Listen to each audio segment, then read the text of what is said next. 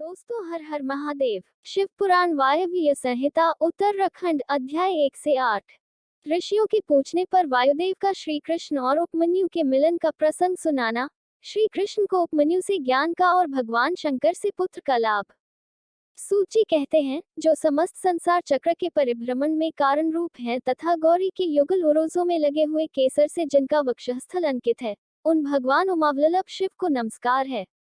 उपमन्यु को भगवान शंकर की कृपा प्रसाद के प्राप्त होने का प्रसंग सुनाकर मध्याह्न काल में नित्य नियम के उद्देश्य से वायुदेव कथा बंद करके उठ गए। तब नैमिषारण्य निवासी अन्य ऋषि भी अब अमुक बात पूछनी है, ऐसा निश्चय करके उठे और प्रतिदिन की भांति अपना तात्कालिक नित्य कर्म पूरा करके भगवान वायुदेव को आया देख फिर आकर उनके पास बैठ गए। नियम समाप्त होने पर जब आकाशजन्मा वायुदेव मुनियों की सभा में अपने लिए निश्चित उत्तम आसन पर विराजमान हो गए, सुखपूर्वक बैठ गए, तब वे लोकवंदित पवनदेव परमेश्वर की श्री संपन्न विभूति का मन ही मन चिंतन करके इस प्रकार बोले, मैं उन सर्वज्ञ और अपराजित महान देव भगवान शंकर की शरण लेता हूँ, जिनकी विभूति इस समस्त चराचर जगत के रूप में फैली हुई है। उनकी शुभ वाणी को सुनकर वे निष्पाप ऋषि भगवान की विभूति का विस्तार पूर्वक वर्णन सुनने के लिए यह उत्तम वचन बोले। ऋषियों ने कहा, भगवान, आपने महात्मा उपमन्यु का चरित्र सुनाया, जिससे यह ज्ञात हुआ कि उन्होंने केवल दूध के लिए तपस्या करके भी परमेश्वर शिव से सब कुछ पा लिया। हमने पहले से ही सुन रखा है कि अनायास ही महान कर्म करने वाले वसुदेव नंदन भगवान श्री कृष्ण किसी समय धौम्य के बड़े भाई उपमन्यु से मिले थे और उनकी प्रेरणा से पाशुपत व्रत का अनुष्ठान करके उन्होंने परम ज्ञान प्राप्त कर लिया था। अतः आप यह बताएं कि भगवान श्री कृष्ण ने परम उत्तम पाशुपत ज्ञान किस प्रकार प्राप्त किया। वायुदेव बोले, अपनी इच्छा से अवतीर्ण होने पर भी सनातन वासुदेव ने मानव शरीर की निंदा सी करते हुए लोक संग्रह के लिए शरीर की शुद्धि की थी। वे पुत्र प्राप्ति के निमित्त तप करने के लिए उन महामुनि के आश्रम पर गए थे, जहां बहुत से मुनि उपमन्यु जी का दर्शन कर रहे थे। भगवान श्री कृष्ण ने भी वहां जाकर उनका दर्शन किया। उनके सारे अंग भस्म से उज्जवल दिखाई देते थे। मस्तक त्रिपुंड से अंकित था। रुद्राक्ष की माला ही उनका आभूषण थी। वे जटामंडल से मंडित थे। शास्त्रों से वेद की भांति वे अपने शिष्यभूत महर्षियों से घिरे हुए थे और शिवजी के ध्यान में तत्पर हो शांत भाव से बैठे थे। उन महातेजस्वी उपमन्यु का दर्शन करके श्री कृष्ण ने उन्हें नमस्कार किया। उस समय उनके संपूर्ण शरीर में रोमांच हो आया। श्री कृष्ण ने बड़े आदर के साथ मुनि की 3 बार परिक्रमा की। फिर अत्यंत प्रसन्नता के साथ मस्तक झुका हाथ जोड़कर उनका स्तवन किया। तदनंतर उपमन्यु ने विधिपूर्वक अग्निरिति भस्म इत्यादि मंत्रों से श्री कृष्ण के शरीर में भस्म लगाकर उनसे 12 महीने का साक्षात पाशुपत व्रत करवाया। तत्पश्चात मुनि ने उन्हें उत्तम ज्ञान प्रदान किया। उसी समय से उत्तम व्रत का पालन करने वाले संपूर्ण दिव्य पाशुपत मुनि उन श्री कृष्ण को चारों ओर घेर कर उनके पास बैठे रहने लगे। फिर गुरु की आज्ञा से परम शक्तिमान श्री कृष्ण ने पुत्र के लिए सांब शिव को आराधना का उद्देश्य मन में लेकर तपस्या की। उस तपस्या से संतुष्ट हो 1 वर्ष के पश्चात पार्षदों सहित परम ऐश्वर्यशाली परमेश्वर सांब शिव ने उन्हें दर्शन दिया। श्री कृष्ण ने वर देने के लिए प्रकट हुए सुंदर अंग वाले महादेव जी को हाथ जोड़कर प्रणाम किया और उनकी स्तुति भी की। गणों सहित सांब सदाशिव का स्तवन करके श्री कृष्ण ने अपने लिए एक पुत्र प्राप्त किया। वह पुत्र तपस्या से संतुष्ट चित हुए साक्षात शिव ने श्री विष्णु को दिया था। चूंकि सांब शिव ने उन्हें अपना पुत्र प्रदान किया, इसलिए श्री कृष्ण ने जाम्बवती कुमार का नाम सांब भी रखा। इस प्रकार अमित पराक्रमी श्री कृष्ण को महर्षि उपमन्यु से ज्ञान लाभ और भगवान शंकर से पुत्र लाभ हुआ। इस प्रकार यह सब प्रसंग मैंने पूरा कह सुनाया। जो प्रतिदिन इसे कहता सुनता या सुनाता है, वह भगवान विष्णु का ज्ञान पाकर उन्हीं के साथ आनंदित होता है। शिव पुराण वायव्य संहिता उत्तराखंड अध्याय 2। उपमन्यु द्वारा श्री कृष्ण को पाशुपत ज्ञान का उपदेश। ऋषियों ने पूछा, पाशुपत ज्ञान क्या है? भगवान शिव पशुपति कैसे हैं? और अनायास ही महान कर्म करने वाले भगवान श्री कृष्ण ने उपमन्यु से किस प्रकार प्रश्न किया था? वायुदेव, आप साक्षात शंकर के स्वरूप हैं, इसलिए ये सब बातें बताइए। तीनों लोकों में आपके समान दूसरा कोई वक्ता इन बातों को बताने में समर्थ नहीं है। सूची कहते हैं, उन महर्षियों की यह बात सुनकर वायुदेव ने भगवान शंकर का स्मरण करके इस प्रकार उत्तर देना आरंभ किया। वायुदेव बोले, महर्षियों, पूर्व काल में श्री कृष्ण रूपधारी भगवान विष्णु ने अपने आसन पर बैठे हुए महर्षि उपमन्यु से उन्हें प्रणाम करके न्यायपूर्वक यूं प्रश्न किया। श्री कृष्ण ने कहा, भगवान महादेव जी ने देवी पार्वती को जिस दिव्य पाशुपत ज्ञान तथा अपनी संपूर्ण विभूति का उपदेश दिया था, मैं उसी को सुनना चाहता हूँ। महादेव जी पशुपति कैसे हुए? पशु कौन कहलाते हैं? वे पशु किन पाशों से बांधे जाते हैं और फिर किस प्रकार उनसे मुक्त होते हैं? महात्मा श्री कृष्ण के इस प्रकार पूछने पर श्रीमान उपमन्यु ने महादेव जी तथा देवी पार्वती को प्रणाम करके उनके प्रश्न के अनुसार उत्तर देना आरंभ किया। उपमन्यु बोले, देवकी नंदन, ब्रह्मा जी से लेकर स्थावर पर्यंत जो भी संसार के वशवर्ती चराचर प्राणी हैं, वे सब के सब भगवान शिव के पशु कहलाते हैं और उनके पति होने के कारण देवेश्वर शिव को पशुपति कहा गया है। वे पशुपति अपने पशुओं को मल और माया आदि पाशों से बांधते हैं और भक्तिपूर्वक उनके द्वारा आराधित होने पर वे स्वयं ही उन्हें उन पाशों से मुक्त करते हैं। जो 24 तत्व हैं, वे माया के कार्य एवं गुण हैं। वे ही विषय कहलाते हैं। जीवों पशुओं को बांधने वाले पाश वे ही हैं। इन पाशों द्वारा ब्रह्मा से लेकर कीट पर्यंत समस्त पशुओं को बांधकर महेश्वर पशुपतिदेव उनसे अपना कार्य कराते हैं। उन महेश्वर की ही आज्ञा से प्रकृति पुरुषोचित बुद्धि को जन्म देती है। बुद्धि अहंकार को प्रकट करती है तथा अहंकार कल्याणदायी देवादिदेव शिव की आज्ञा से 11 इंद्रियों और 5 तन्मात्राओं को उत्पन्न करता है।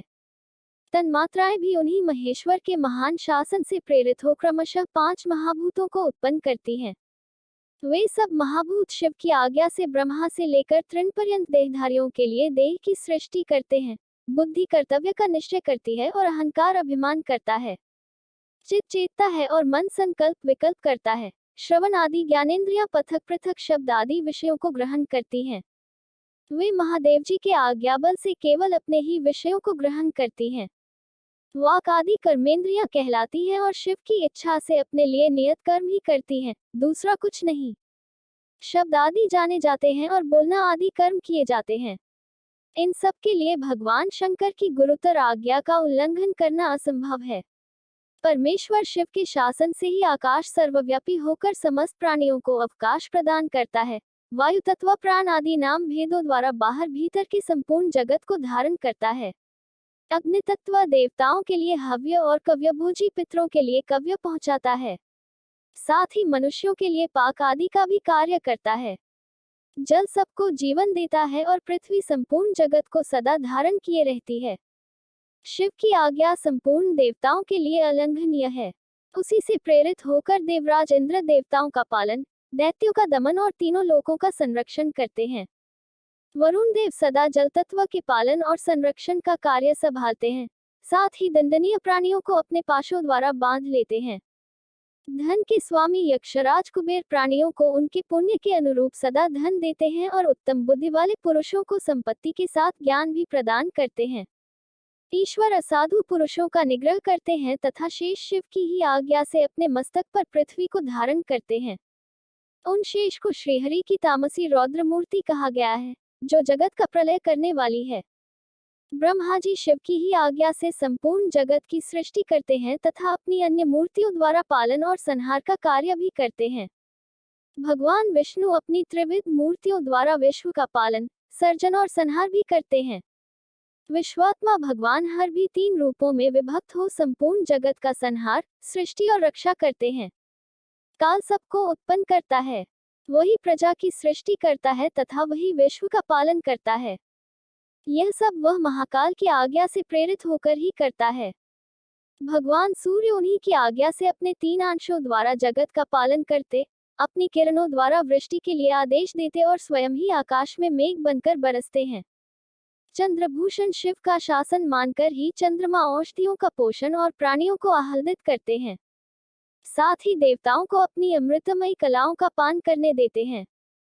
आदित्य, वसु, रुद्र, अश्विनी कुमार, मरुदगण, आकाशचारी ऋषि, सिद्ध, नागगण, मनुष्य, मृग, पशु, पक्षी, कीट आदि, स्थावर प्राणी, नदियां, समुद्र, पर्वत, वन, सरोवर, अंगों सहित वेद, शास्त्र, मंत्र, वैदिक स्तोत्र और यज्ञ आदि, कालाग्नि से लेकर शिव पर्यंत भुवन, उनके अधिपति, असंख्य ब्रह्मांड, उनके आवरण, वर्तमान, भूत और भविष्य, दिशा विदिशाएं, कला आदि काल के भिन्न भिन्न भेद तथा जो कुछ भी इस जगत में देखा और सुना जाता है, वह सब भगवान शंकर की आज्ञा के बल से ही टिका हुआ है।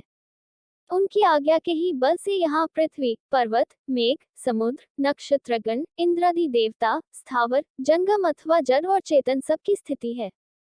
शिव पुराण वायव्य संहिता उत्तराखंड अध्याय 3। भगवान शिव की ब्रह्मा आदि पंचमूर्तियों, ईशानादि ब्रह्ममूर्तियों तथा पृथ्वी एवं शर्व आदि अष्टमूर्तियों का परिचय और उनकी सर्वव्यापकता का वर्णन। उपमन्यु कहते हैं, श्री कृष्ण महेश्वर परमात्मा शिव को मूर्तियों से यह संपूर्ण चराचर जगत किस प्रकार व्याप्त है, यह सुनो। ब्रह्मा, विष्णु, रुद्र, महेशान तथा सदाशिव, ये उन परमेश्वर की 5 मूर्तियां जाननी चाहिए, जिनसे यह संपूर्ण विश्व विस्तार को प्राप्त हुआ है। इनके सिवा और भी उनके 5 शरीर हैं, जिन्हें पंच ब्रह्म मंत्र कहते हैं। इस जगत में कोई भी ऐसी वस्तु नहीं है जो उन मूर्तियों से व्याप्त न हो। ईशान, पुरुष, अघोर, वामदेव और सद्योजात, ये महादेव जी की विख्यात 5 ब्रह्ममूर्तियां हैं। इनमें जो ईशान नामक उनकी आदि श्रेष्ठतम मूर्ति है, वह प्रकृति के साक्षात भोक्ता क्षेत्रज्ञ को व्याप्त करके स्थित है। मूर्तिमान प्रभु शिव की जो तत्पुरुष नामक मूर्ति है, वह गुणों के आश्रय रूप भोग्य अव्यक्त प्रकृति में अधिष्ठित है।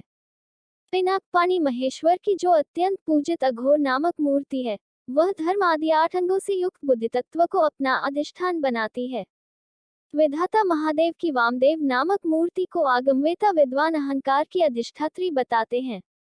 बुद्धिमान पुरुष अमित तेजस्वी शिव की सद्योजात नामक मूर्ति को मन की अधिष्ठात्री कहते हैं। विद्वान पुरुष भगवान शिव की ईशान नामक मूर्ति को श्रवणेन्द्रिय, वाणी, शब्द और व्यापक आकाश तत्व की स्वामिनी मानते हैं। पुराणों के अर्थज्ञान में निपुण समस्त विद्वानों ने महेश्वर के तत्पुरुष नामक विग्रह को त्वचा, हाथ, स्पर्श और वायु तत्व का स्वामी समझा है।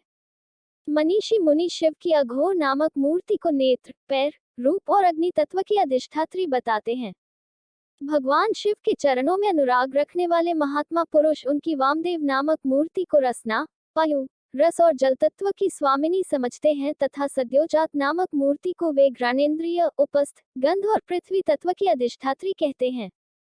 महादेव जी की ये 5 मूर्तियां कल्याण की एकमात्र हेतु हैं।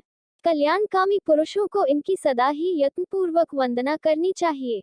उन देवाधिदेव महादेव जी की जो 8 मूर्तियां हैं, तत्स्वरूप ही यह जगत है। उन 8 मूर्तियों में यह विश्व उसी प्रकार ओतप्रोत भाव से स्थित है, जैसे सूत में मन के पिरोए होते हैं। शर्व, भव, रुद्र, उग्र, भीम, पशुपति, ईशान तथा महादेव, ये शिव की विख्यात 8 मूर्तियां हैं।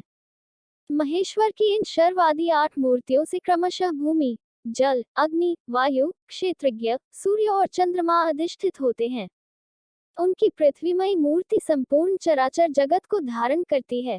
उसके अधिष्ठाता का नाम शर्व है, इसलिए वह शिव की शार्वी मूर्ति कहलाती है। यही शास्त्र का निर्णय है। उनकी जलमयी मूर्ति समस्त जगत के लिए जीवनदायिनी है। जल परमात्मा भव की मूर्ति है, इसलिए उसे भावी कहते हैं। शिव की तेजोमयी शुभ मूर्ति विश्व के बाहर भीतर व्याप्त होकर स्थित है। उस घोर रूपिणी मूर्ति का नाम रुद्र है, इसलिए वह रौद्री कहलाती है। भगवान शिव वायु रूप से स्वयं गतिशील होते और इस जगत को गतिशील बनाते हैं। साथ ही वे इसका भरण पोषण भी करते हैं। वायु भगवान उग्र की मूर्ति है, इसलिए साधु पुरुष इसे औग्री कहते हैं। भगवान भीम की आकाश रूपिणी मूर्ति सबको अवकाश देने वाली, सर्वव्यापिनी तथा भूत समुदाय की भेदिका है। वह भीम नाम से प्रसिद्ध है, अतः इसे भैमी मूर्ति भी कहते हैं। संपूर्ण नेत्रों में निवास करने वाली तथा संपूर्ण आत्माओं की अधिष्ठात्री शिव मूर्ति को पशुपति मूर्ति समझना चाहिए। वह पशुओं के पाशों का उच्छेद करने वाली है। महेश्वर की जो ईशान नामक मूर्ति है, वही दिवाकर सूर्य नाम धारण करके संपूर्ण जगत को प्रकाशित करती हुई आकाश में विचरती है। जिनकी किरणों में अमृत भरा है और जो संपूर्ण विश्व को उस अमृत से आप्यायित करते हैं, वे चंद्रदेव भगवान शिव के महादेव नामक विग्रह हैं। अतः उन्हें महादेव मूर्ति कहते हैं। यह जो 8वीं मूर्ति है, वह परमात्मा शिव का साक्षात स्वरूप है तथा अन्य सब मूर्तियों में व्यापक है। इसलिए यह संपूर्ण विश्व शिवरूप ही है। जैसे वृक्ष की जड़ सींचने से उसकी शाखाएं पुष्ट होती हैं, उसी प्रकार भगवान शिव की पूजा से उनके स्वरूप भूत जगत का पोषण होता है। इसलिए सबको अभय दान देना, सब पर अनुग्रह करना और सबका उपकार करना, यह शिव का आराधन माना गया है। जैसे इस जगत में अपने पुत्र पौत्र आदि के प्रसन्न रहने से पिता पितामह आदि को प्रसन्नता होती है, उसी प्रकार संपूर्ण जगत की प्रसन्नता से भगवान शंकर प्रसन्न होते हैं। यदि किसी भी देहधारी को दंड दिया जाता है तो उसके द्वारा अष्टमूर्तिधारा शिव का ही अनिष्ट किया जाता है, इसमें संशय नहीं है। 8 मूर्तियों के रूप में संपूर्ण विश्व को व्याप्त करके स्थित हुए भगवान शिव का तुम सब प्रकार से भजन करो, क्योंकि रुद्रदेव सबके परम कारण हैं। शिव पुराण वायव्य संहिता उत्तराखंड अध्याय 4। शिव और शिवा की विभूतियों का वर्णन। श्री कृष्ण ने पूछा, भगवान अमित तेजस्वी भगवान शिव की मूर्तियों ने इस संपूर्ण जगत को जिस प्रकार व्याप्त कर रखा है, वह सब मैंने सुना। अब मुझे यह जानने की इच्छा है कि परमेश्वरी शिवा और परमेश्वर शिव का यथार्थ स्वरूप क्या है। उन दोनों ने स्त्री और पुरुष रूप इस जगत को किस प्रकार व्याप्त कर रखा है। उपमन्यु बोले, देवकी नंदन, मैं शिवा और शिव के श्री संपन्न ऐश्वर्य का और उन दोनों के यथार्थ स्वरूप का संक्षेप से वर्णन करूंगा। विस्तार पूर्वक इस विषय का वर्णन तो भगवान शिव भी नहीं कर सकते। साक्षात महादेवी पार्वती शक्ति हैं और महादेव जी शक्तिमान। उन दोनों की विभूति का लेश मात्र ही इस संपूर्ण चराचर जगत के रूप में स्थित है। यहाँ कोई वस्तु जड़ रूप है और कोई वस्तु चेतन रूप। वे दोनों क्रमशः शुद्ध, अशुद्ध तथा पर और अपर कहे गए हैं। जो चिन्मंडल जडमंडल के साथ संयुक्त हो संसार में भटक रहा है, वही अशुद्ध और अपर कहा गया है। उससे भिन्न जो जड़ के बंधन से मुक्त है, वह पर और शुद्ध कहा गया है। अपर और पर चित स्वरूप हैं, इन पर स्वभावतः शिव और शिवा का स्वामित्व है। शिवा और शिव के ही वश में यह विश्व है, विश्व के वश में शिवा और शिव नहीं है। यह जगत शिव और शिवा के शासन में है, इसलिए वे दोनों इसके ईश्वर या विश्वेश्वर कहे गए हैं। जैसे शिव है वैसी शिवा देवी है, तथा जैसी शिवा देवी है वैसे ही शिव हैं। जिस तरह चंद्रमा और उनकी चांदनी में कोई अंतर नहीं है, उसी प्रकार शिव और शिवा में कोई अंतर न समझे। जैसे चंद्रिका के बिना ये चंद्रमा सुशोभित नहीं होते, उसी प्रकार शिव विद्यमान होने पर भी शक्ति के बिना सुशोभित नहीं होते। जैसे ये सूर्यदेव कभी प्रभा के बिना नहीं रहते और प्रभा भी उन सूर्यदेव के बिना नहीं रहती, निरंतर उनके आश्रय ही रहती है, उसी प्रकार शक्ति और शक्तिमान को सदा एक दूसरे की अपेक्षा होती है। न तो शिव के बिना शक्ति रह सकती है और न शक्ति के बिना शिव। जिसके द्वारा शिव सदा देहधारियों को भोग और मोक्ष देने में समर्थ होते हैं, वह आदि अद्वितीय चिन्मयी पराशक्ति शिव के ही आश्रित है। ज्ञानी पुरुष उसी शक्ति को सर्वेश्वर परमात्मा शिव के अनुरूप उन अलौकिक गुणों के कारण उनकी समधर्मिणी कहते हैं। वह एकमात्र चिन्मयी पराशक्ति सृष्ट धर्मिणी है। वही शिव की इच्छा से विभाग पूर्वक नाना प्रकार के विश्व की रचना करती है। वह शक्ति मूल प्रकृति, माया और त्रिगुणा 3 प्रकार की बताई गई है। उस शक्ति रूपिणी शिवा ने ही इस जगत का विस्तार किया है। व्यवहार भेद से शक्तियों के 1, 2, 100, 1000 एवं बहुसंख्यक भेद हो जाते हैं। शिव की इच्छा से पराशक्ति शिव तत्व के साथ एकता को प्राप्त होती है। तब से कल्प के आदि में उसी प्रकार सृष्टि का प्रादुर्भाव होता है, जैसे तिल से तेल का। तदनंतर शक्तिमान से शक्ति में क्रियामयी शक्ति प्रकट होती है। उसके विक्षुब्ध होने पर आदिकाल में पहले नाद की उत्पत्ति हुई, फिर नाद से बिंदु का प्राकट्य हुआ और बिंदु से सदाशिव देव का। उन सदाशिव से महेश्वर प्रकट हुए और महेश्वर से शुद्ध विद्या, वह वाणी की ईश्वरी है। इस प्रकार त्रिशूलधारी महेश्वर से वागीश्वरी नामक शक्ति का प्रादुर्भाव हुआ, जो वर्णों अक्षरों के रूप में विस्तार को प्राप्त होती है और मातृका कहलाती है। तदनंतर अनंत के समावेश से माया ने काल, नियति, कला और विद्या की सृष्टि की। कला से राहु तथा पुरुष हुए। फिर माया से ही त्रिगुणात्मिका अव्यक्त प्रकृति हुई। उस त्रिगुणात्मक अव्यक्त से तीनों गुण पथक पथक प्रकट हुए। उनके नाम हैं सत्व, रज और तम। इनसे यह संपूर्ण जगत व्याप्त है। गुणों में क्षोभ होने पर उनसे गुणेश नामक 3 मूर्तियां प्रकट हुई। साथ ही महत आदि तत्वों का क्रमशः प्रादुर्भाव हुआ। उन्हीं से शिव की आज्ञा के अनुसार असंख्य पिंड प्रकट होते हैं, जो अनंत आदि विदेश्वर चक्रवर्तियों से अधिष्ठित हैं। शरीरांतर के भेद से शक्ति के बहुत से भेद कहे गए हैं। स्थूल और सूक्ष्म के भेद से उनके अनेक रूप जानने चाहिए। रुद्र की शक्ति रौद्री, विष्णु की वैष्णवी, ब्रह्मा की ब्रह्माणी और इंद्र की इंद्राणी कहलाती है। यहाँ बहुत कहने से क्या लाभ, जिसे विश्व कहा गया है वह उसी प्रकार शक्त्यात्मा से व्याप्त है जैसे शरीर अंतरात्मा से। अतः संपूर्ण स्थावर जंगम रूप जगत शक्ति में है। यह पराशक्ति परमात्मा शिव की कला कही गई है। इस तरह यह पराशक्ति ईश्वर की इच्छा के अनुसार चलकर चराचर जगत की सृष्टि करती है, ऐसा विज्ञ पुरुषों का निश्चय है। ज्ञान, क्रिया और इच्छा, अपनी इन तीन शक्तियों द्वारा शक्तिमान ईश्वर सदा संपूर्ण विश्व को व्याप्त करके स्थित होते हैं। यह इस प्रकार हो और यह इस प्रकार न हो, इस तरह कार्यों का नियमन करने वाली महेश्वर की इच्छा शक्ति नित्य है। उनकी जो ज्ञान शक्ति है वह बुद्धि रूप होकर कार्य, कारण और प्रयोजन का ठीक ठीक निश्चय करती है, तथा शिव की जो क्रिया शक्ति है वह संकल्प रूपिणी होकर उनकी इच्छा और निश्चय के अनुसार कार्य रूप संपूर्ण जगत की क्षण भर में कल्पना कर देती है। इस प्रकार तीनों शक्तियों से जगत का उत्थान होता है। प्रसव धर्म वाली जो शक्ति है वह पराशक्ति से प्रेरित होकर ही संपूर्ण जगत की सृष्टि करती है। इस तरह शक्तियों के संयोग से शिव शक्तिमान कहलाते हैं। शक्ति और शक्तिमान से प्रकट होने के कारण यह जगत शाक्त और जैव कहा गया है। जैसे माता पिता के बिना पुत्र का जन्म नहीं होता, उसी प्रकार भव और भवानी के बिना इस चराचर जगत की उत्पत्ति नहीं होती। स्त्री और पुरुष से प्रकट हुआ जगत स्त्री और पुरुष रूप ही है। यह स्त्री और पुरुष की विभूति है, अतः स्त्री और पुरुष से अधिष्ठित है। इनमें शक्तिमान पुरुष रूप शिव तो परमात्मा कहे गए हैं और स्त्री रूपिणी शिवा उनकी पराशक्ति। शिव सदाशिव कहे गए हैं और शिवा मनोन्मनी। शिव को महेश्वर जानना चाहिए और शिवा माया कहलाती हैं। परमेश्वर शिव पुरुष है और परमेश्वरी शिवा प्रकृति। महेश्वर शिव रुद्र हैं और उनकी वल्लभा शिवा देवी रुद्राणी। विश्वेश्वर देव विष्णु हैं और उनकी प्रिया लक्ष्मी। जब सृष्टिकर्ता शिव ब्रह्मा कहलाते हैं तब उनकी प्रिया को ब्रह्माणी कहते हैं। भगवान शिव भास्कर हैं और भगवती शिवा प्रभा। कामनाशन शिव महेंद्र हैं और गिरिराज नंदिनी उमा शची। महादेव जी अग्नि हैं और उनकी अर्धागिनी उमा स्वाहा। भगवान त्रिलोचन यम हैं और गिरिराज नंदिनी उपरा यम प्रिया। भगवान शंकर निर्ऋति हैं और पार्वती नैऋति। भगवान रुद्र वरुण हैं और पार्वती वारुणी।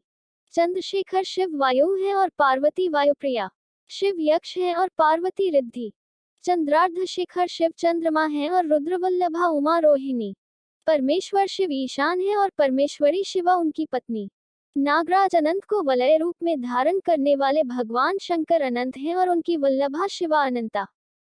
कालशत्रु शिव कालाग्नि रुद्र हैं और काली कालांतक प्रिया हैं, जिनका दूसरा नाम पुरुष है। ऐसे स्वयंभू मनु के रूप में साक्षात शंभु ही हैं और शिवप्रिया उमा शत्रुपा हैं। साक्षात महादेव दक्ष हैं और परमेश्वरी पार्वती प्रसृति। भगवान भव रुचि हैं और भवानी को ही विद्वान पुरुष आकृति कहते हैं। महादेव जी भरेगु हैं और पार्वती ख्याति। भगवान रुद्र मरीचि हैं और शिववल्लभा संभूति। भगवान गंगाधर अंगिरा हैं और साक्षात उमा स्मृति। चंद्रमौली पुलस्त्य हैं और पार्वती प्रीति। त्रिपुरनाशक शिव पुलह हैं और पार्वती ही उनकी प्रिया हैं। यज्ञ विध्वंसी शिव क्रतु कहे गए हैं और उनकी प्रिया पार्वती सनति। भगवान शिव अत्रि हैं और साक्षात उमा अनसुया। कालहंता शिव कश्यप हैं और महेश्वरी उमा देवमाता अदिति। कामनाशन शिव वशिष्ठ हैं और साक्षात देवी पार्वती अरुंधति। भगवान शंकर ही संसार के सारे पुरुष हैं और महेश्वरी शिवा ही संपूर्ण स्त्रियां। अतः सभी स्त्री पुरुष उन्हीं की विभूतियां हैं। भगवान शिव विषयी हैं और परमेश्वरी उमा विषय। जो कुछ सुनने में आता है वह सब उमा का रूप है और श्रोता साक्षात भगवान शंकर हैं। जिसके विषय में प्रश्न या जिज्ञासा होती है उस समस्त वस्तु समुदाय का रूप शंकर वल्लभा शिवा स्वयं धारण करती हैं, तथा पूछने वाला जो पुरुष है वह बाल चंद्रशेखर विश्वात्मा शिवरूपी है। भववल्लभा उमा ही दृष्टव्य वस्तुओं का रूप धारण करती हैं और दृष्टा पुरुष के रूप में शशिखंड मौली भगवान विश्वनाथ ही सब कुछ देखते हैं। संपूर्ण रस की राशि महादेवी है और उस रस का आस्वादन करने वाले मंगलमय महादेव हैं। प्रेम समूह पार्वती है और प्रियतम विश्वभोजी शिव हैं। देवी महेश्वरी सदा मंतव्य वस्तुओं का स्वरूप धारण करती हैं और विश्वात्मा महेश्वर महादेव उन वस्तुओं के मनता मनन करने वाले हैं। भववल्लभा पार्वती बोधव्य जानने योग्य वस्तुओं का स्वरूप धारण करती हैं और शिशु शशिशेखर भगवान महादेव ही उन वस्तुओं के ज्ञाता हैं। सामर्थ्यशाली भगवान पिनाकी संपूर्ण प्राणियों के प्राण हैं और सबके प्राणों की स्थिति जलरूपिणी माता पार्वती हैं। त्रिपुरांतक पशुपति की प्राणवल्लभा पार्वती देवी जब क्षेत्र का स्वरूप धारण करती हैं, तब काल के भी काल भगवान महाकाल क्षेत्रज्ञ रूप में स्थित होते हैं। शूलधारी महादेव जी दिन है तो शूलपाणी प्रिया पार्वती रात्रि। कल्याणकारी महादेव जी आकाश हैं और शंकर प्रिया पार्वती पृथ्वी। भगवान महेश्वर समुद्र हैं तो गिरिराज कन्या शिवा उसकी तटभूमि है। वृषभध्वज महादेव वृक्ष हैं तो विश्वेश्वर प्रिया उमा उस पर फैलने वाली लता है। भगवान त्रिपुरनाशक महादेव संपूर्ण पुंलिंग रूप को स्वयं धारण करते हैं और महादेव मनोरमा देवी शिवा सारा स्त्रीलिंग रूप धारण करती हैं। शिववल्लभा शिवा समस्त शब्दजाल का रूप धारण करती हैं और बालेंदु शेखर शिव संपूर्ण अर्थ का। जिस जिस पदार्थ की जो जो शक्ति कही गई है, वह शक्ति तो विश्वेश्वरी देवी शिवा है और वह सारा पदार्थ साक्षात महेश्वर है, जो सबसे परे है, जो पवित्र है, जो पुण्य में है तथा जो मंगल रूप है। उस वस्तु को महाभाग महात्माओं ने उन्हीं दोनों शिव पार्वती के तेज से विस्तार को प्राप्त हुई बताया है। जैसे जलते हुए दीपक की शिखा समूचे घर को प्रकाशित करती है, उसी प्रकार शिव पार्वती का ही यह तेज व्याप्त होकर संपूर्ण जगत को प्रकाश दे रहा है। ये दोनों शिवा और शिव सर्वरूप हैं, सबका कल्याण करने वाले हैं, अतः सदा ही इन दोनों का पूजन, नमन एवं चिंतन करना चाहिए। श्री कृष्ण, आज मैंने तुम्हारे समक्ष अपनी बुद्धि के अनुसार परमेश्वर शिवा और शिव के यथार्थ स्वरूप का वर्णन किया है, परंतु यथापूर्वक नहीं। अर्थात इस वर्णन से यह नहीं मान लेना चाहिए कि इन दोनों के यथार्थ रूप का पुनर्तः वर्णन हो गया, क्योंकि इनके स्वरूप की यथार्थ सीमा नहीं है, जो समस्त महापुरुषों के भी मन की सीमा से परे है। परमेश्वर शिव और शिवा के उस यथार्थ स्वरूप का वर्णन कैसे किया जा सकता है, जिन्होंने अपने चित्त को महेश्वर के चरणों में अर्पित कर दिया है तथा जो उनके अनन्य भक्त हैं, उनके ही मन में वे आते हैं और उन्हीं की बुद्धि में आरूढ़ होते हैं। दूसरों की बुद्धि में वे आरूढ़ नहीं होते। यहाँ मैंने जिस विभूति का वर्णन किया है, वह प्राकृत है, इसलिए अपरा मानी गई है। इससे भिन्न जो अप्राकृत एवं परा विभूति है, वह गुह्य है। उनके गुह्य रहस्य को जानने वाले पुरुष ही उन्हें जानते हैं। परमेश्वर की यह प्राकृत परा विभूति वह है, जहाँ से मन और इंद्रियों सहित वाणी लौट आती है। परमेश्वर की वही विभूति यहाँ परम धाम है, वही यहाँ परमगति है और वही यहाँ पराकाष्ठा है। जो अपने श्वास और इंद्रियों पर विजय पा चुके हैं, वे योगी जन ही उसे पाने का प्रयत्न करते हैं। शिवा और शिव की यह विभूति संसार रूपी विषधर सर्प के डसने से मृत्यु के अधीन हुए मानवों के लिए संजीवनी औषधि है। इसे जानने वाला पुरुष किसी से भी भयभीत नहीं होता। जो इस परा और अपरा विभूति को ठीक ठीक जान लेता है, वह अपरा विभूति को लांघ कर परा विभूति का अनुभव करने लगता है। श्री कृष्ण, यह तुमसे परमात्मा शिव और पार्वती के यथार्थ स्वरूप का गोपनीय होने पर भी वर्णन किया गया है, क्योंकि तुम भगवान शिव की भक्ति के योग्य हो। जो शिष्य न हो, शिव के उपासक न हो और भक्त भी न हो, ऐसे लोगों को कभी शिव पार्वती की इस विभूति का उपदेश नहीं देना चाहिए। यह वेद की आज्ञा है। अतः अत्यंत कल्याणमय श्री कृष्ण, तुम दूसरों को इसका उपदेश न देना। जो तुम्हारे जैसे योग्य पुरुष हो, उन्हीं से कहना, अन्यथा मौन ही रहना। जो भीतर से पवित्र, शिव का भक्त और विश्वासी हो, वही यदि इसका कीर्तन करे तो मनोवांछित फल का भागी होता है। यदि पहले के प्रबल प्रतिबंधक कर्मों द्वारा प्रथम बार फल की प्राप्ति में बाधा पड़ जाए, तो भी बारंबार साधन का अभ्यास करना चाहिए। ऐसा करने वाले पुरुष के लिए यहाँ कुछ भी दुर्लभ नहीं है। शिव पुराण वायव्य संहिता उत्तराखंड अध्याय 5। परमेश्वर शिव के यथार्थ स्वरूप का विवेचन तथा उनकी शरण में जाने से जीव के कल्याण का कथन। उपमन्यु कहते हैं, यदुनंदन, यह चराचर जगत देवाधिदेव महादेव जी का स्वरूप है, परंतु पशु जीव भारी पाश से बंधे होने के कारण जगत को इस रूप में नहीं जानते। महर्षिगण उन परमेश्वर शिव के निर्विकल्प परम भाव को न जानने के कारण उन एक का ही अनेक रूपों में वर्णन करते हैं। कोई उस परम तत्व को अपर ब्रह्म रूप कहते हैं, कोई परब्रह्म रूप बताते हैं और कोई आदि अंत से रहित उत्कृष्ट महादेव स्वरूप कहते हैं।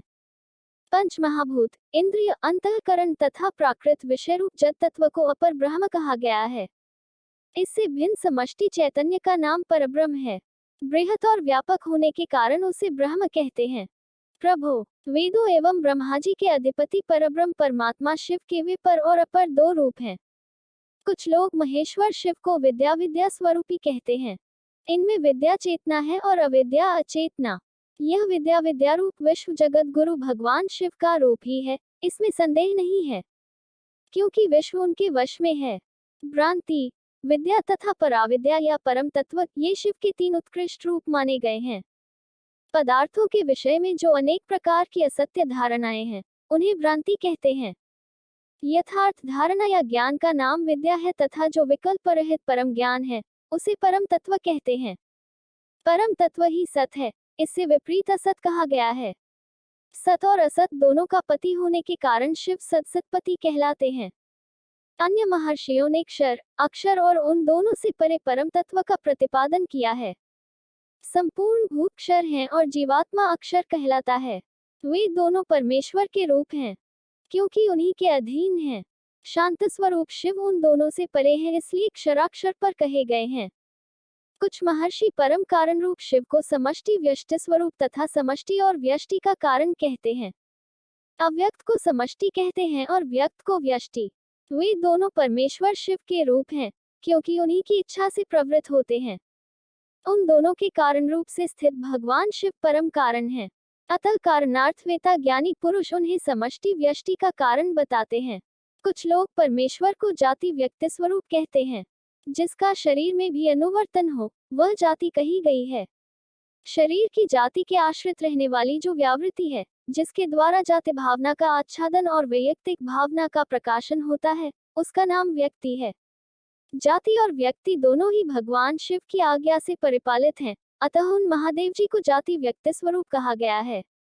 कोई कोई शिव को प्रधान, पुरुष, व्यक्त और काल रूप कहते हैं। प्रकृति का ही नाम प्रधान है। जीवात्मा को ही क्षेत्रज्ञ कहते हैं। 23 तत्वों को मनीषी पुरुषों ने व्यक्त कहा है और जो कार्य प्रपंच के परिणाम का एकमात्र कारण है, उसका नाम काल है। भगवान शिव इन सब के ईश्वर, पालक, धारणकर्ता, प्रवर्तक, निवर्तक तथा आविर्भाव और तिरोभाव के एकमात्र हेतु हैं। वे स्वयं प्रकाश एवं अजन्मा हैं।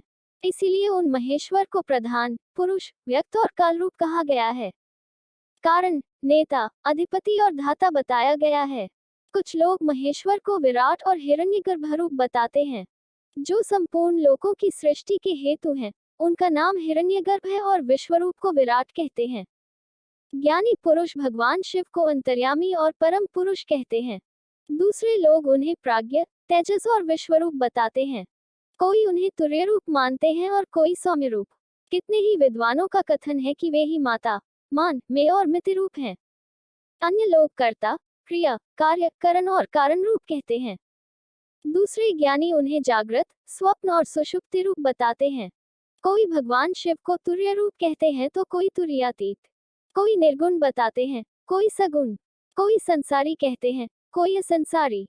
कोई स्वतंत्र मानते हैं, कोई अस्वतंत्र। कोई उन्हें घोर समझते हैं, कोई सौम्य। कोई रागवान कहते हैं, कोई वीतराग। कोई निष्क्रिय बताते हैं, कोई सक्रिय। किन्हीं के कथनानुसार वे निरिंद्रिय हैं तो किन्हीं के मत में सेंद्रिय हैं। एक उन्हें ध्रुव कहता है तो दूसरा अध्रुव। कोई उन्हें साकार बताते हैं तो कोई निराकार। किन्हीं के मत में वे अदृश्य हैं तो किन्हीं के मत में दृश्य। कोई उन्हें वर्णनीय मानते हैं तो कोई अनिर्वचनीय। किन्हीं के मत में वे शब्द स्वरूप हैं तो किन्हीं के मत में शब्दातीत। कोई उन्हें चिंतन का विषय मानते हैं तो कोई अचिंत्य समझते हैं। दूसरे लोगों का कहना है कि वे ज्ञान स्वरूप हैं, कोई उन्हें विज्ञान की संज्ञा देते हैं। किन्हीं के मत में वे ज्ञेय हैं और किन्हीं के मत में अज्ञेय। कोई उन्हें पर बताता है तो कोई अपर। इस तरह उनके विषय में नाना प्रकार की कल्पनाएं होती हैं। इन नाना प्रतीतियों के कारण मुनिजन उन परमेश्वर के यथार्थ स्वरूप का निश्चय नहीं कर पाते। जो सर्वभाव से उन परमेश्वर की शरण में आ गए हैं, वे ही उन परम कारण शिव को बिना यत्न के ही जान पाते हैं। जब तक पशु, जीव, जिनका दूसरा कोई ईश्वर नहीं है, उन सर्वेश्वर, सर्वज्ञ, पुराण पुरुष तथा तीनों लोकों के शासक शिव को नहीं देखता, तब तक वह पाशों से बंधा हो इस डेक में संसार चक्र में गाड़ी के पहिए की नेमी के समान घूमता रहता है।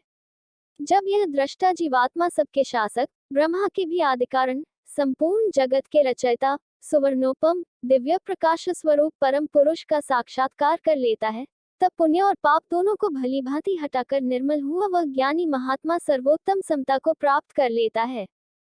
शिव पुराण वायव्य संहिता उत्तराखंड अध्याय 6। शिव के शुद्ध, बुद्ध, मुक्त, सर्व में सर्वव्यापक एवं सर्वातीत स्वरूप का तथा उनकी प्रणवरूपता का प्रतिपादन। उपमन्यु कहते हैं, यदुनंदन, शिव को न तो आणव मल का ही बंधन प्राप्त है, न कर्म का और न माया का ही। प्राकृत, बौद्ध, अहंकार, मन, चित्त, इंद्रिय, तन्मात्रा और पंचभूत संबंधी भी कोई बंधन उन्हें नहीं छू सका है। अमित तेजस्वी शंभु को न काल, न कला, न विद्या, न नियति, न राग और न द्वेष रूपी बंधन प्राप्त है। उनमें न तो कर्म है, न उन कर्मों का परिपाक है, न उनके फलस्वरूप सुख और दैक है, न उनका वासनाओं से संबंध है, न कर्मों के संस्कारों से। भूत, भविष्य और वर्तमान भोगों तथा उनके संस्कारों से भी उनका संपर्क नहीं है। न उनका कोई कारण है, न कर्ता, न आदि है, न अंत और न मध्य है। न कर्म और करण है, न कर्तव्य है और न कर्तव्य ही है।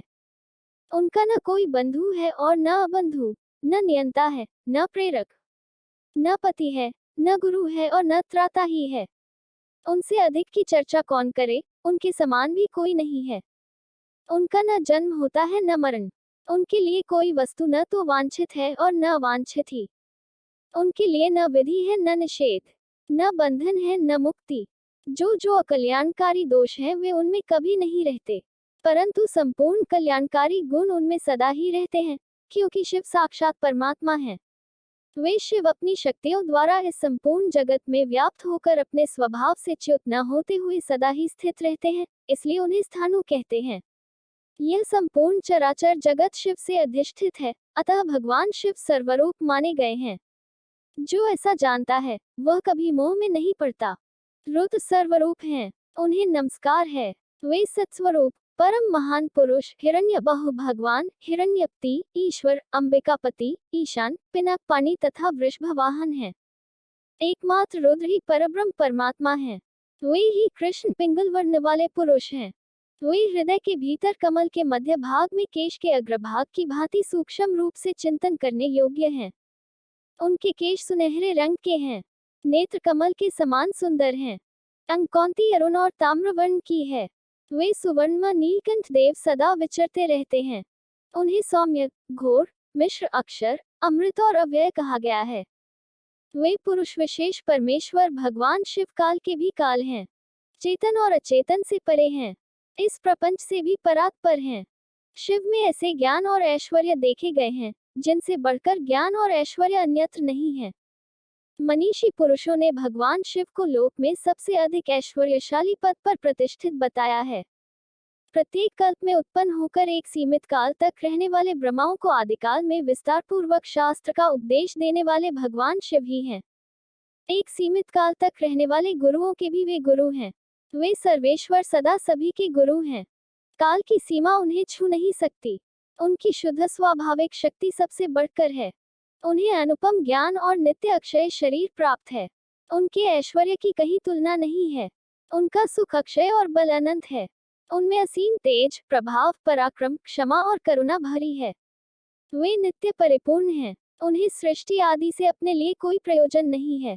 दूसरों पर परम अनुग्रह ही उनके समस्त कर्मों का फल है। प्रणव उन परमात्मा शिव का वाचक है। शिव, रुद्र आदि नामों में प्रणव ही सबसे उत्कृष्ट माना गया है। प्रणववाच्य शंभु के चिंतन और जप से जो सिद्धि प्राप्त होती है वही परासिद्धि है, इसमें संशय नहीं है। इसीलिए शास्त्रों के पारंगत मनस्वी विद्वान वाच्य और वाचक की एकता स्वीकार करते हुए महादेव जी को प्रणवरूप कहते हैं। मांडूक्य उपनिषद में प्रणव की 4 मात्राएं बताई गई हैं, अकार, उकार, मकार और नाद। अकार को ऋग्वेद कहते हैं, उकार यजुर्वेद रूप कहा गया है, मकार सामवेद है और नाद अथर्ववेद की श्रुति है। अकार महाबीज है, वह रजोगुण तथा सृष्टिकर्ता ब्रह्मा है। उकार प्रकृति रूपा योनि है, वह सत्वगुण तथा पालनकर्ता श्रीहरि है। मकार जीवात्मा एवं बीज है, वह तमोगुण तथा संहारकर्ता रुद्र है। नाद परम पुरुष परमेश्वर है, वह निर्गुण एवं निष्क्रिय शिव है।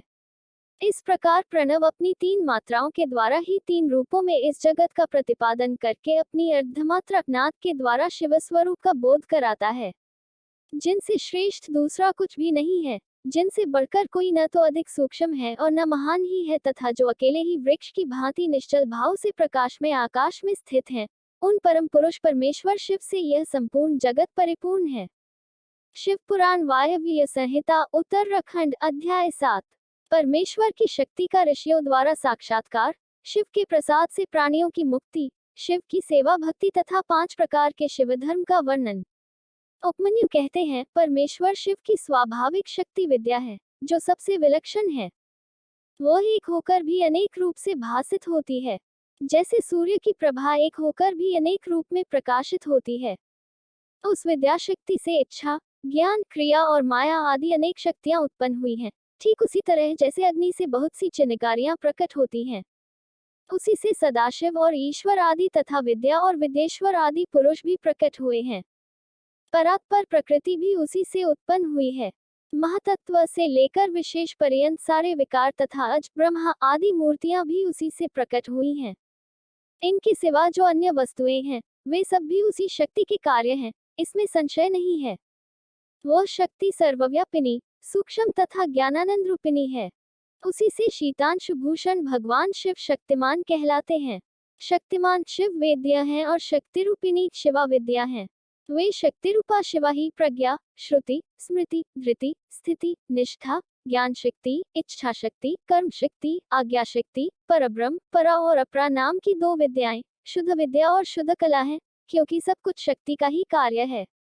माया, प्रकृति, जीव, विकार, विकृति, असत और सत आदि जो कुछ भी उपलब्ध होता है, वह सब उस शक्ति से ही व्याप्त है। वे शक्ति रूपिणी शिवा देवी माया द्वारा समस्त चराचर ब्रह्मांड को अनायास ही मोह में डाल देती और लीलापूर्वक उसे मोह के बंधन से मुक्त भी कर देती हैं। इस शक्ति के 27 प्रकार हैं। 27 प्रकार वाली इस शक्ति के साथ सर्वेश्वर शिव संपूर्ण विश्व को व्याप्त करके स्थित हैं। इन्हीं के चरणों में मुक्ति विराजती है। पूर्व काल की बात है, संसार बंधन से छूटने की इच्छा वाले कुछ ब्रह्मवादी मुनियों के मन में यह संशय हुआ। वे परस्पर मिलकर यथार्थ रूप से विचार करने लगे, इस जगत का कारण क्या है? हम किससे उत्पन्न हुए हैं और किससे जीवन धारण करते हैं? हमारी प्रतिष्ठा कहाँ है? हमारा अधिष्ठाता कौन है? हम किसके सहयोग से सदा सुख में और दैख में रहते हैं? किसने इस विश्व की अलंघनीय व्यवस्था की है? यदि कहें काल, स्वभाव, नियति, निश्चित फल देने वाला कर्म और यदृच्छा आकस्मिक घटना इसमें कारण हो, तो यह कथन युक्ति संगत नहीं जान पड़ता। 5 महाभूत तथा जीवात्मा भी कारण नहीं है। इन सब का संयोग तथा अन्य कोई भी कारण नहीं है, क्योंकि ये काल आदि अचेतन है। जीवात्मा के चेतन होने पर भी वह सुख दैख से अभिभूत तथा असमर्थ होने से इस जगत का कारण नहीं हो सकता। अतः कौन कारण है, इसका विचार करना चाहिए।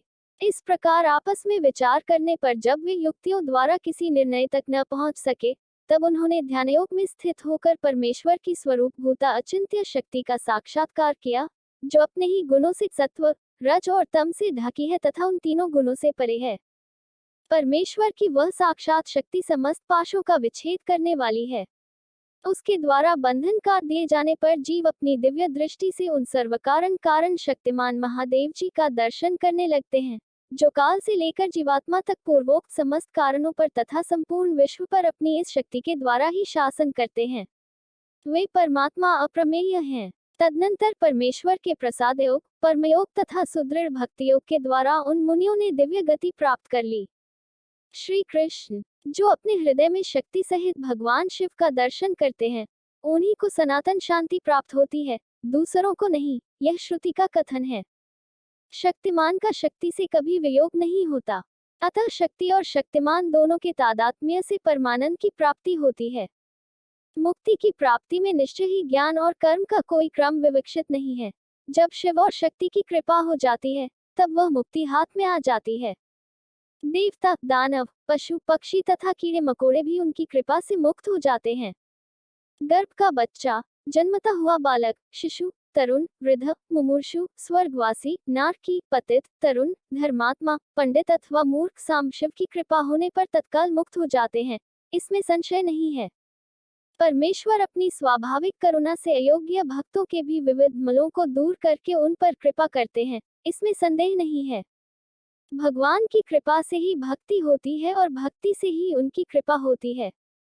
अवस्थाभेद का विचार करके विद्वान पुरुष इस विषय में मोहित नहीं होता है। कृपा प्रसाद पूर्वक जो यह भक्ति होती है, वह भोग और मोक्ष दोनों की प्राप्ति कराने वाली है। उसे मनुष्य एक जन्म में नहीं प्राप्त कर सकता। अनेक जन्मों तक श्रौत स्मार्त कर्मों का अनुष्ठान करके सिद्ध हुए विरक्त एवं ज्ञान संपन्न पुरुषों पर महेश्वर प्रसन्न होते और कृपा करते हैं।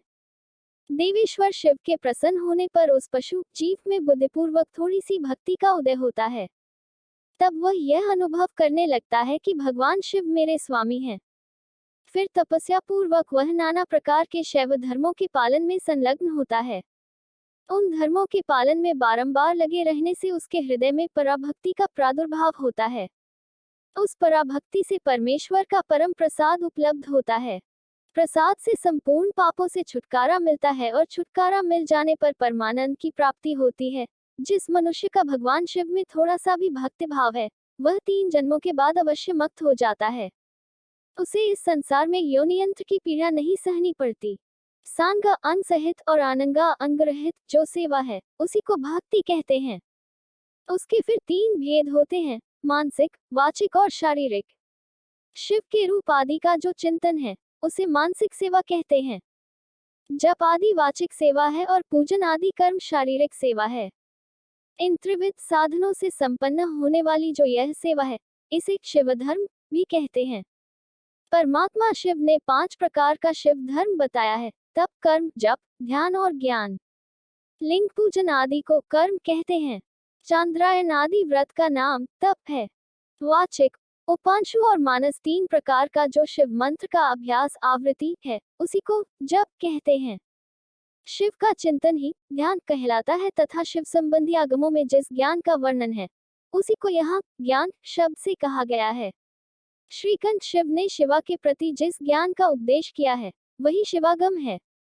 शिव के आश्रित जो भक्तजन हैं, उन पर कृपा करके कल्याण के एकमात्र साधक इस ज्ञान का उपदेश किया गया है। अतः कल्याणकामी बुद्धिमान पुरुष को चाहिए कि वह परम कारण शिव में भक्ति को बढ़ाए तथा विषयासक्ति का त्याग करे। शिव पुराण वायव्य संहिता उत्तराखंड अध्याय 8। शिव ज्ञान। शिव की उपासना से देवताओं को उनका दर्शन, सूर्यदेव में शिव की पूजा करके अर्घ्यदान की विधि तथा व्यासावतारों का वर्णन।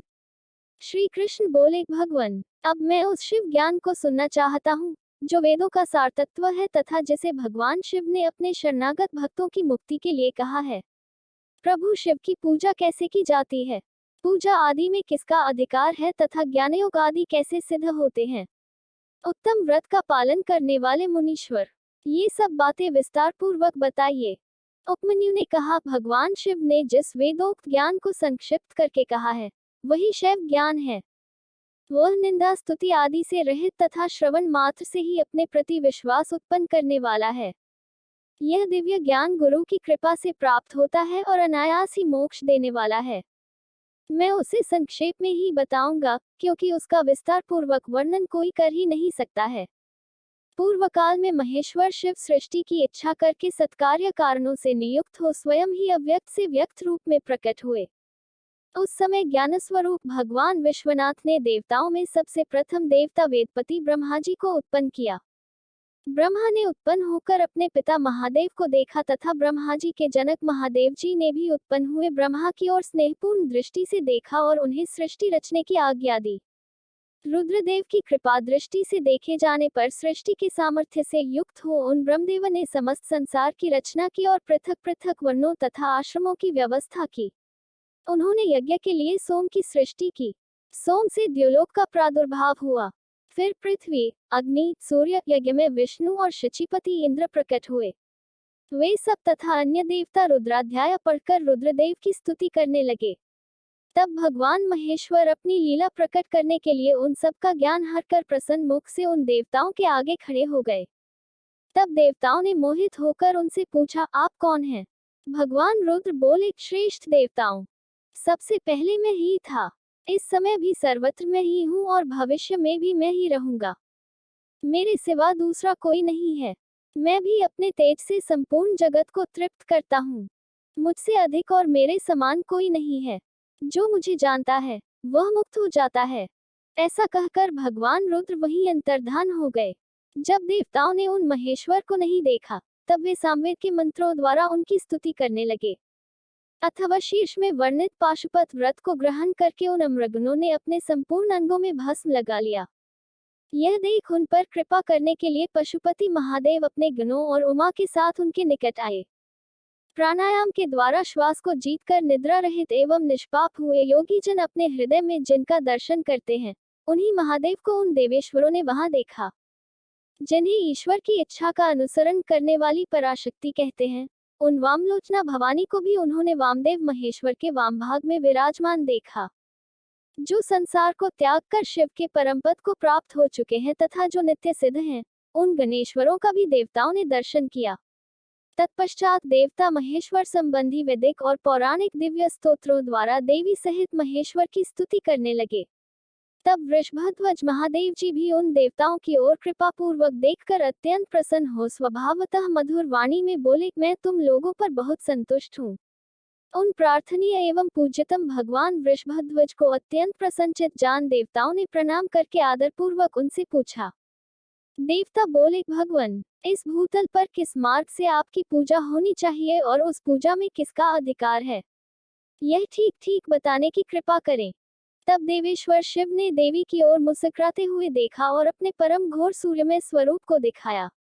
उनका वह स्वरूप संपूर्ण ऐश्वर्य गुणों से संपन्न, सर्वतेजोमय, सर्वोत्कृष्ट तथा शक्तियों, मूर्तियों, अंगों, ग्रहों और देवताओं से घिरा हुआ था। उसके 8 भुजाएं और 4 मुख थे। उसका आधा भाग नारी के रूप में था। उस अद्भुत आकृति वाले आश्चर्यजनक स्वरूप को देखते ही सब देवता यह जान गए कि सूर्य देव, पार्वती देवी, चंद्रमा, आकाश, वायु, तेज, जल, पृथ्वी तथा शेष पदार्थ भी शिव के ही स्वरूप हैं। संपूर्ण चराचर जगत शिव में ही है। परस्पर ऐसा कहकर उन्होंने भगवान सूर्य को अर्घ्य दिया और नमस्कार किया। अर्घ्य देते समय वे इस प्रकार बोले, जिनका वर्ण सिंदूर के समान है और मंडल सुंदर है, जो सुवर्ण के समान कांतिमान आभूषणों से विभूषित हैं, जिनके नेत्र कमल के समान हैं, जिनके हाथ में भी कमल हैं, जो ब्रह्मा, इंद्र और नारायण के भी कारण हैं, उन भगवान को नमस्कार है।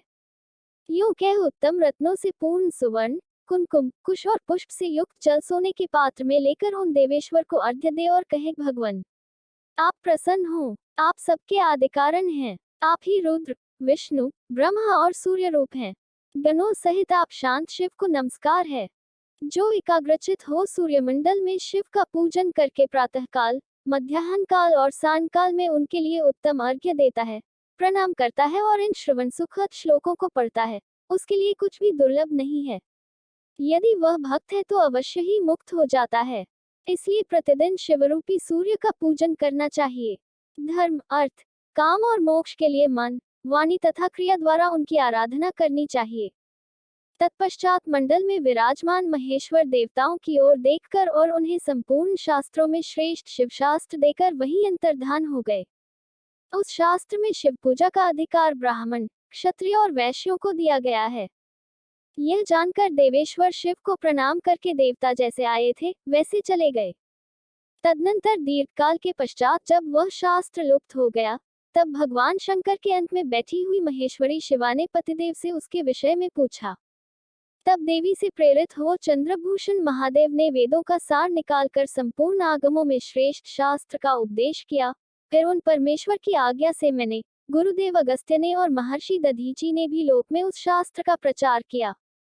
शूलपाणी महादेव स्वयं भी युग युग में भूतल पर अवतार ले अपने आश्रित जनों की मुक्ति के लिए ज्ञान का प्रसार करते हैं। त्रिभु, सत्य, भार्गव, अंगिरा, सविता, मृत्यु, इंद्र, मुनिव, वशिष्ठ, सारस्वत, त्रिधामा, मुनिश्रेष्ठ, त्रिवृत, शतेजा, साक्षातु धर्म स्वरूप नारायण, स्वरक्ष, बुद्धिमान आरुणि, कृतंजय, भरद्वाज, श्रेष्ठ विद्वान गौतम, वाचाश्रवा मुनि, पवित्र सूक्ष्मायनी, तृणबिंदु मुनि, कृष्ण, शक्ति, शक्ति पाराशर उत्तर, जातुकर्णी और साक्षात नारायण स्वरूप कृष्ण विपायना मुनि, ये सब व्यासावतार हैं। अब क्रमशः कल्पयोगेश्वरों का वर्णन सुनो। लिंग पुराण में द्वापर के अंत में होने वाले उत्तम व्रतधारी व्यासावतार तथा योगाचार्य अवतारों का वर्णन है। भगवान शिव के शिष्यों में भी जो प्रसिद्ध हैं, उनका वर्णन है। उन अवतारों में भगवान के मुख्य रूप से 4 महातेजस्वी शिष्य होते हैं। फिर उनके सैकड़ों, हजारों शिष्य प्रशिष्य हो जाते हैं। लोक में उनके उपदेश के अनुसार भगवान शिव की आज्ञा पालन करने आदि के द्वारा भक्ति से अत्यंत भावित हो भाग्यवान पुरुष मुक्त हो जाते हैं। दोस्तों, अगली वीडियो देखने के लिए आप चैनल सब्सक्राइब जरूर करें और लाइक करें और कमेंट करें। हर हर महादेव।